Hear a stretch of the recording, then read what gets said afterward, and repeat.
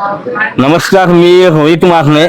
आज जो महापालिकेत मुख्य सभेमध्ये जो मुद्दा झाला की पर्यावरण प्रेमींनी या ढोलपथकांना जो विरोध केलेला आहे त्या हिंदू विरोधी मी पर्यावरण प्रेमींचा मी निषेध व्यक्त करतो.